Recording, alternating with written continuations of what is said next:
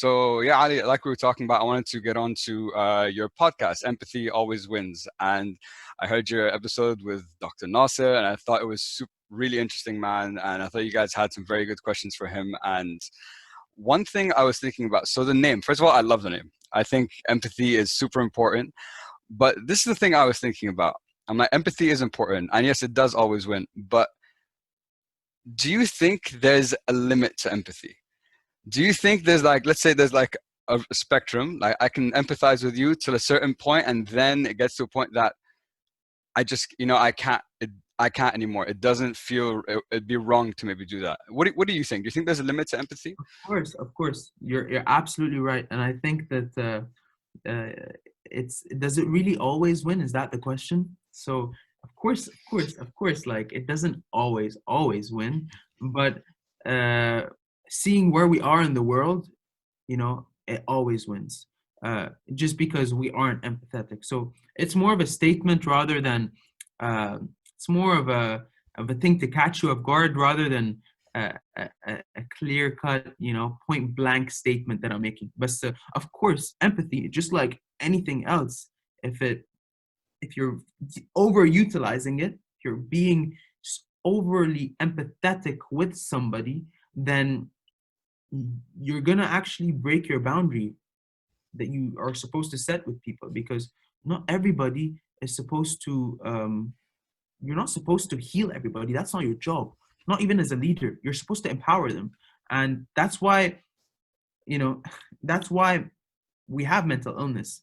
Mental illness is very, I know you listened to Dr. Nasser's episode. It's very irrational. It's very different to physical illness, because it doesn't make, it's the only illness that you don't want to get better from. And to the rational mind, to the healthy mind listening to us, it's different from breaking an arm and wanting to feel that you can stretch it now and you can feel your hands and thumbs and fingers. Mental illness isn't like that. Yeah, no, no, no. But I was saying empathy is different, because it's you can't jump into someone's boat when they are like that and expect to help them out, because sometimes you can't really help someone out, and it's not your job. So again, does it always win? For the leaders and managers, it will make them so much more personal and respected, a ton more, because when you're personal, when you ask the question, hey, I realized, I know that it was your kid's football game yesterday, how did that go? You're seeking a much deeper connection than how did our report go yesterday? Did you manage to finish, the last section that we spoke about? Oh, and your kid, man, did your kid end up scoring that goal that you wanted him to score for that match that was completely off related to work, but that bonds him to you more, because you're not just working, you're personal. It's kind of like, we're family. We're not just, my interest isn't just in your business.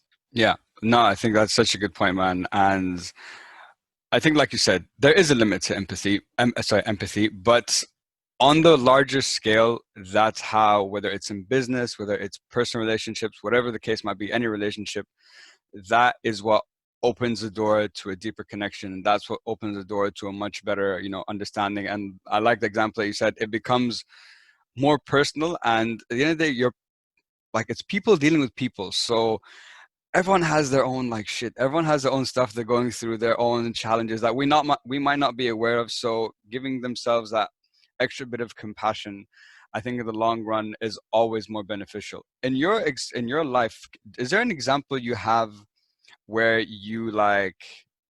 where this empathy always wins kind of like rings true? Do you have an example of that? 100%. And we Okay. just spoke about it like off record with Nasser. So at Harvard, Okay.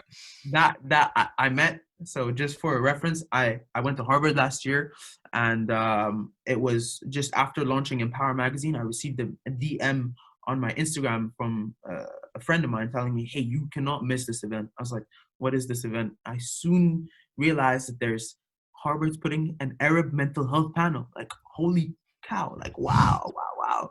So I was like, okay, I need to go there. Uh, Little did I know that this mental health keynote speaker was the World Federation for Mental Health president elect. and this person is an honorary member in the British Royal Psychiatry.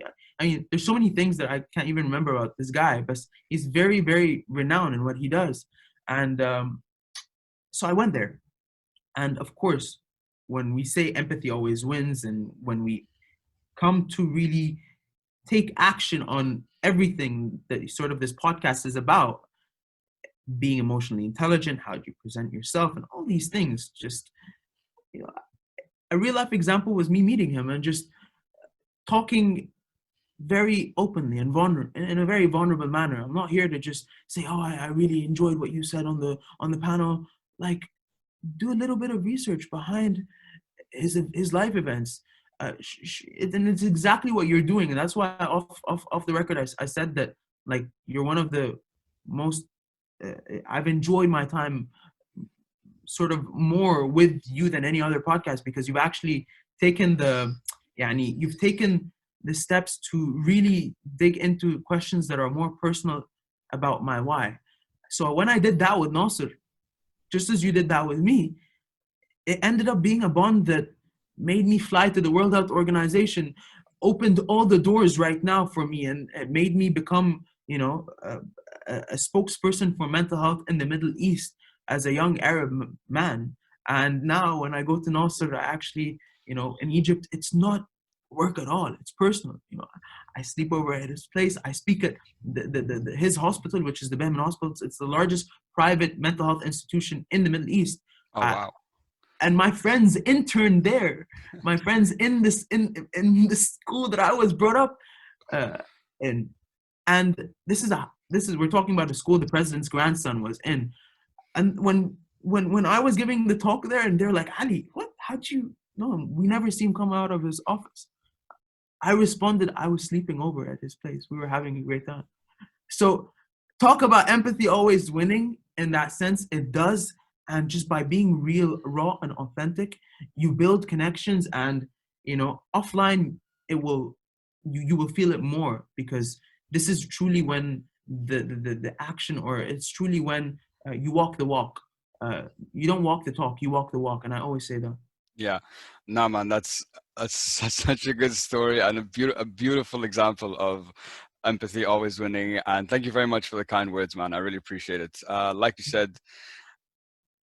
I think it's putting in that extra work to have the opportunity to have these deeper connections, like the one you, for example, that you have with Dr. Nasser. You did your research, you did that, and that is what you care. It's that's where it comes from, is to be cared, to be curious, to want to really connect with this person. That's what it takes. And to be willing to be, I think, vulnerable as well is also a big thing, because that invites other people to be vulnerable with you and to have a better connection as well. So I totally agree. That's an awesome story, man.